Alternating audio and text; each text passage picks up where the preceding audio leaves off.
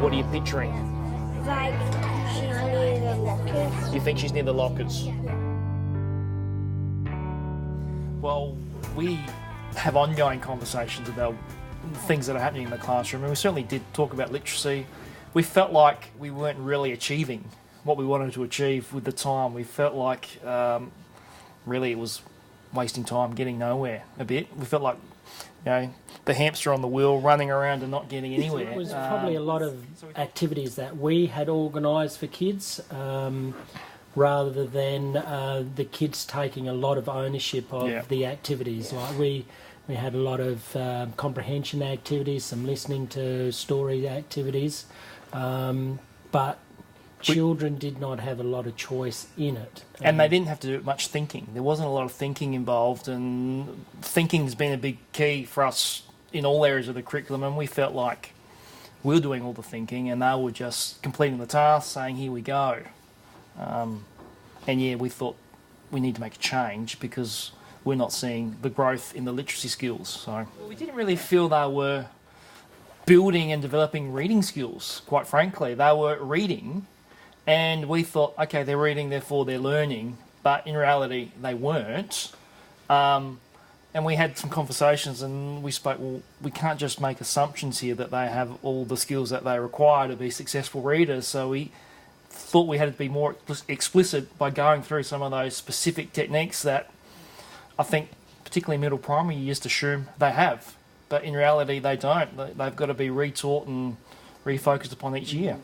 Yeah, probably, and also our concern was that the better readers, they naturally have those skills already and they've developed those skills, but there was a large proportion of kids that didn't have those particular skills and could not identify some of the strategies that they could use to actually become a better reader. So from actually working with yourself as well, it allowed us and prompted us to think about how could we teach these strategies in a better way than what we were doing. So previously we had a whole range of different small groups set up, and then students would rotate around different literacy activities, and as I said, probably not really getting where we wanted them to get.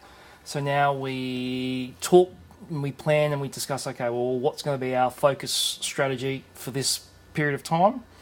And then we structure the session so that we begin with a read aloud. We do a read aloud. We model the strategy with the students.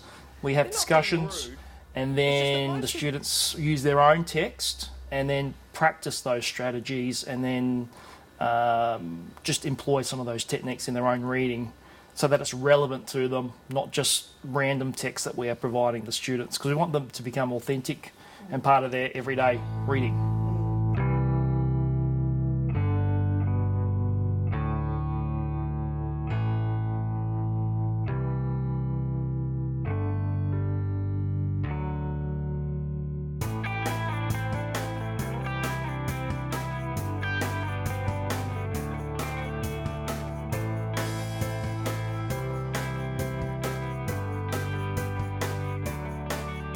We teach the children strategies where they can select the just right book, and getting the just right book for kids is something that's going to allow their reading to grow. So finding that just right, and I have choices of what interests me as well, because obviously different people have different interests, and yeah, we've found that quite interesting. And from also doing the read alouds, we've actually found that kids have actually been exposed to some different authors that they then decide that, wow, I really like this, I might try and read one of these books as well. So the flip side of that as well is you've got kids having conversations about the types of books that they're reading with each other, which then enriches the types of literature that they can read. And we've also encouraged kids to tell us a book that they would like us to read, and it's probably the first time where I've actually got children to select the book that they would like me to read to them. And it's sort of opened my eyes to the type of literature that I probably wouldn't choose as a classroom teacher, and it's been fabulous. Yeah, and we try to give the students lots of opportunities to discuss, like Sean said, what they're reading, lots of conversations, and it helps the reluctant readers. As Sean was saying, more variety of books, but because you're doing more daily conversations about reading, we have seen a change in some of those reluctant readers actually taking steps forward and being more positive towards the reading process, which wasn't necessarily the case previously. So often when we have personal reading time, I'll always ask them to do a turn and talk with their elbow partner. They have a conversation about what they read today, any strategies they may have used, and then we have students share to the whole class what's happening, what's going on, questions they have, just really try to make it more visible than what it previously was. And sometimes, not all the time, there may be a follow-up activity that we actually have organised for the kids to actually work by themselves and then with a partner and share and ask questions about the particular text that they've been reading or the strategy that they've been practising that week. So that seems to work pretty well.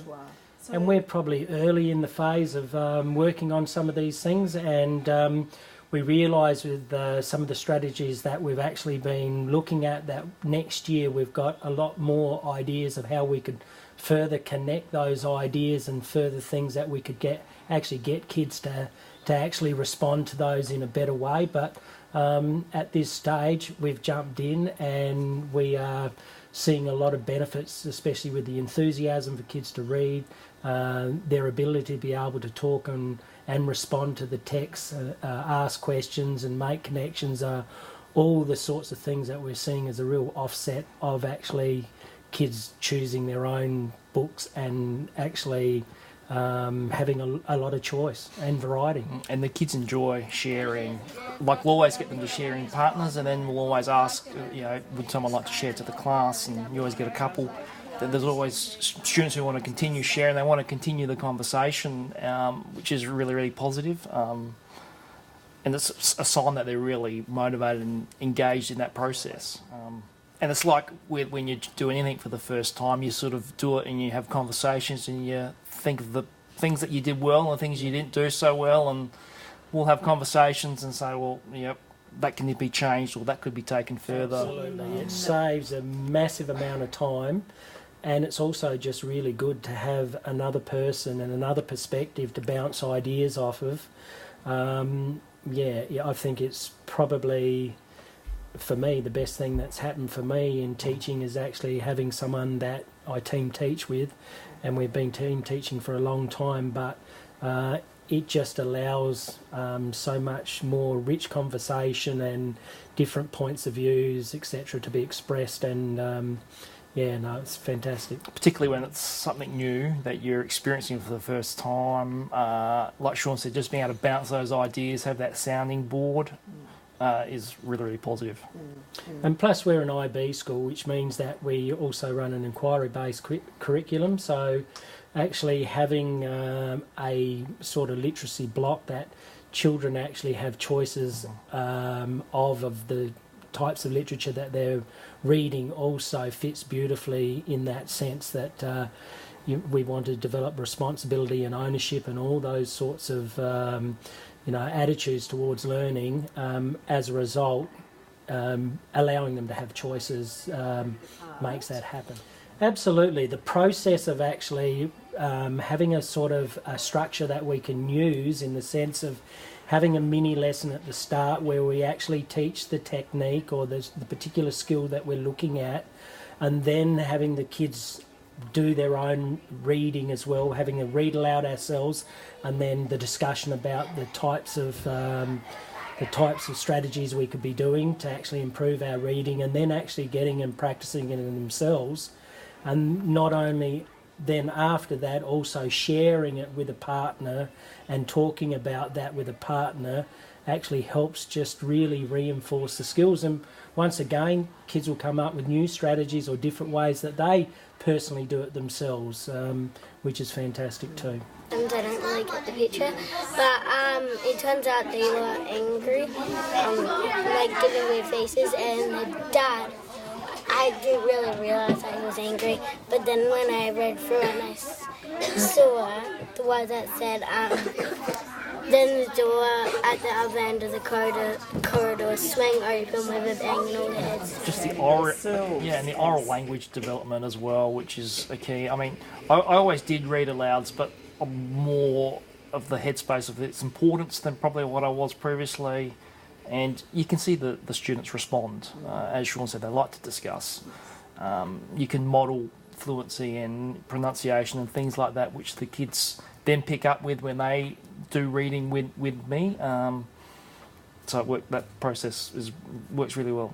You know, I think there's a real spin-off with their writing as well, because they are actually being exposed to good authors that are very creative with how they actually write. And kids then pick up the techniques that they use, and then also are aware of the rich sort of word vocabulary that they use, and you can talk about that, and as a result they add those extra details into their writing as well. So it actually melds beautifully with their writing, and then you can discuss that when they do their writing as well. And we've seen major changes in their writing as well, as far as detail and interests that they can attract for a reader. Again, they love writing and then sharing their writing, and that's a complete response to what's happened with their own personal research. Well, we talk a lot about what authors do in the writing process, and these are some steps they do, and this is the thinking they need to do. So it's about having those conversations when the kids are reading, and then noticing and making observations from their own book about what are some of the things the author's doing that's engaging me to want to read this text, and then we can think about some of those things when we go into our own writing time. Now you can see them really closely knitting together, because they can identify it when they're reading, and as a result they can then, if they've discussed it, they can actually practice it and use those techniques when they actually write their own stories. And also we do Words Their Way spelling programs, so that also helps it with kids identifying, being able to add descriptive words, and we talk about verbs and adjectives as well within that program, and what actually enriches writing, and how these words actually help to paint a good picture. So the whole thing gels together to help kids basically better their learning. Well, the last one that we read, it was Fabulous Friction. Now, we do a unit of inquiry on friction, so that was really quite interesting to read something that was from a scientific perspective, rather than from just a narrative that I tend to actually be picking quite a few narratives, but kids really enjoyed it because it's actually really creative, and it gives some historical perspective, and plus also it gives some really good hands-on sort of background information on how forces work and the principles behind forces and everything like that. Yeah, the good thing with that as well is getting a bit of a balance between fiction and non-fiction read aloud texts. Obviously, lots of like Morris Gleitzman, Roald Dahl, always big hits with this age group, but we've got students who have come in and said, I'm reading this author, could we read a bit of that? So, for example, the student was reading a Jackie French novel, which she really engaged with, so we read a bit of Jackie French, and just having the kids come up, like Sean said earlier, to bring you texts to share, just really, that whole process just becomes sort of seamless, isn't quite the right word, but it just becomes part of the normal practice that's happening, which is great. They're just really motivated to want to come in. Let's share this book. It's great. Whereas probably before it was definitely more forced. We thought it was, and because we were doing 3/4 of the process. But you are right. It is more. The students are more naturally displaying these habits and these skills, which is really what it's all about. And I think we've really hooked into the interests of kids now within their reading, rather than our interests.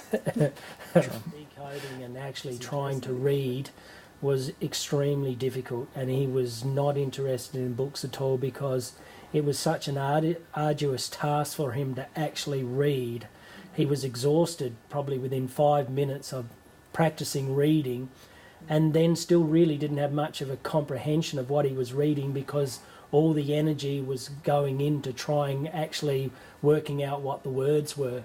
So as a result of that, he has actually got books online that he can access and use, and he puts his headphones on and he listens to stories, so he gets a variety of stories read to him online that he can access, and from that his total attitude to reading has totally changed, in the sense that he's now finding enjoyment, he's getting enrichment, he's having it read to him. He's very intelligent. He can discuss all the strategies that are involved, but he can talk about the visualisation. He can talk about his connections that he has in books, and he can ask questions, etc. But he just simply didn't have the skills to be able to read quickly and easily, and that's made a massive difference to his attitude. He's keen to be involved in lessons, and it's fantastic. Yeah, certainly with other students, just getting them to first select a book that interested them, and then they do a bit of reading, and then when you have them read to you, you can sort of get an idea pretty quickly about whether or not they're on the right pathway with their book selection. So certainly have some conversations around those time periods, and then when you're heading to the library, touching base with the students and looking at the books they're borrowing and talking about are they going to be appropriate, looking at the level of the book, and just having those conversations just really helps them just, again, develop those skills in selecting appropriate reading material. Because we talk a lot about there's no point in having a book that's too difficult because you're not going to engage with it, you're not going to persist with it. And on the flip side, if it's far too easy, again, is how much thinking is that really going to enable you to do through that? And that's what we want the kids doing. We want them thinking about their reading. And we had children at the start, which I think most teachers have probably been exposed to, the child who selects a really difficult book and is trying to pretend that they actually, this is a really appropriate level for them. But once you've actually got them to come out and read to you and explain that if it's not the right book for you, then they'll be better off actually selecting the right book. Children start to become much better at actually selecting the right book that's going to be just right for them and allow their reading ability to improve, rather than spending time disguising it and pretending that they're a good reader. So that has been helpful too. And when you do your read alouds and you have an author that you're reading from, there'll be students who click on or hook into that author, and then they'll look for other books by that author because they've enjoyed the read aloud, and that has also helped to get some of those maybe less motivated readers to get material that they can engage with because they've already engaged with it as part of the class read aloud. Yes, yeah. So I'm going to read just a page of this text. So now what I want you to do is, while I'm reading this text out loud, I want you to create that image in your mind. I want you to use the words that I read, and I want you to build that image in your mind. Does that make sense? Okay, so I'm going to ask you to close your eyes. I'm going to ask you to close your eyes and just focus on the words as I read them. Rowena, your father's here. If you come out now, we'll try and keep him calm. I grinned to myself in the dark. She obviously didn't know my father. I took a deep breath and opened the door. Probably what stimulated ages ago, we did go to a Sheena Cameron reading comprehension strategies. We dabbled a little bit with that sort of style of using her strategies and using the resources from her book, and then having some information sent to us, and having the book that reading comprehension doesn't need to be silenced was, for me, was a really useful book, because it not only had the strategies in it, it also had the information to back up the reasons why these particular strategies are successful, and all the research backing it as well. And I found that was really useful, to be able to just go back and read a chapter, to make, once again, reflect and rethink about how I was going about teaching reading. So that book for me was probably a turning point. For me, I think it was just having the students read and do real authentic reading versus fake reading. Because when I sat back and reflected, I could identify students who had the book in front of them, but really they weren't reading it. And we had a conversation as a class about what is it that real readers are doing and what is it that fake readers are doing. And the students really took that on board. For some of them, it really opened their eyes. And it was part of it was driving that message home every time we did personal reading time. Okay, we're going to do some real reading now, which means what will you be doing? You'll be doing some of these strategies. And certainly through conversations with yourself and with Sean and having a look at some texts, certainly picking up more information about the strategies. But for me, it was just having a go. Let's try this. And for me, it was the conversations that the students were having. And you could just tell that there was more application of some of those processes. And the reading was becoming real. When, in fact, before it was a lot of fake reading happening. And I was sitting back thinking, this is fabulous. They're reading and they're learning, and that wasn't the case. Certainly helps because if you're practicing it as a class, then you're getting all the kids used to using that strategy rather than let's just talk about this. Let's do it as a group, and we do it a few times. We don't just do it once. Like we'll do it for 2 weeks, 3 weeks. And again, judging where the students' needs are at when you see them really demonstrating those strategies and then moving on to the next one. But certainly as a whole class focus, you then can tell the students have understood it better and then are utilising it on their own more frequently. Yeah, absolutely. I think now we're doing a lot more of being quiet ourselves and actually just listening to kids and just finding out how they're using the different strategies, but just really listening carefully about what they're picking up and what they're tuning into, and you have much more of an understanding of their reading in that sense. Yeah, the key is listening to the students. It's very easy for us to want to jump in and give them all the information and do all the majority of the thinking for them. So it's listening to what they're saying and responding to what they're saying and then posing questions to try to get them doing that next phase of the thinking, for me, has probably been the important part. And he's not happy because everyone's staring at him. And then she's happy because no one's staring at her anymore. So where do you think she is right now? At the school. Yeah, so which part of the school is she? What is she doing? Where is she standing, do you think, based on what the text that I've read? What are you picturing? We have talked how we want to now get more interaction from home as well as what's happening at school. So we would like to communicate with parents about strategies that we are using so that they're aware, so that they can start talking and using some of this language at home when the kids are reading, and then try to make reading at home more authentic and more of a experience that the students want to do. Whereas at the moment, it's really, really positive at school. We're not quite convinced that it's happening at home to the effect that we would like it to be happening. And plus also, we also are going to try and match the different strategies with our units of inquiry.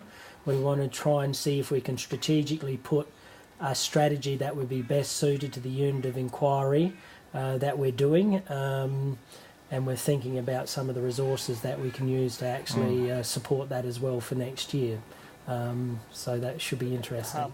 Well, at this stage, we have set diagnostic testing that happens as far as every education site. The PADR testing, for example. Obviously, for me, it's still the big one is the observation and the conversations you're having with students. But again, that's something that we have talked about for next year, how we could take that to the next phase and come up with maybe a more formalised process to actually document a little bit better than what we are at the moment, exactly how kids are tracking. Really at this stage it is about what we are hearing and what we're discussing, but that's something that we need to move to the next stage from next year. And plus we have also got a lot of record sheets and sort of checklists in the sense of the different strategies and the skills that and how they've responded to those particular things. So we have got those extra sort of resources that we can check that children have had that conversation with us, and as it's working, they're doing that as the program is happening and running. So that's another useful resource that we can use as well. And with that is their reading logs that goes along with that as well, so they can then look back and reflect on, this is what I've managed to read. And again, that's really, really powerful because they love looking back over the course of a week. This is what I've managed to read in this week. And some of them are like, wow, they weren't doing that previously. So that's a real buzz moment as well for them. So the granddaughter was going to get a badge to become a higher level of witch, but because she didn't make it, her grandmother came in and they had an argument about that, and it kind of got really intense. It showed us, and we had to visualise it in our mind. Instead of telling you, they tell it in a different way. Yeah, and you have to figure out what it is. Yeah. I thought the principal was actually holding up a kid's arm that was broken to show the kid that. So now I'm putting in a photo of the principal, like having a sling. Yeah. Tom, would anyone like to share a couple of words that were really, really helpful for them? Charles, what did you underline? Studded belt with a polished metal cow's skull buckle, Yep. a black shirt with white tassels, and a black cowboy. Basically, this whole section here where we're talking about Dad. I've had a bit of a walk around. I can see lots of you have got huge amounts of this text highlighted. Huge amounts. Massive amounts. Again, what message is that telling us, Brianna? It's telling us that lots was detailed and lots was like giving us a picture in our mind. Absolutely, and the author's done that on purpose so that we can do that, because as we've discussed, it just helps us so much, doesn't it? If you're reading a text and you're struggling to visualise, there's a good chance you may struggle to persist with the text. Would you agree with that statement? Yeah. Okay, we're running a bit short of time. Would anyone like to share a couple of words that were really, really helpful for them? Charles.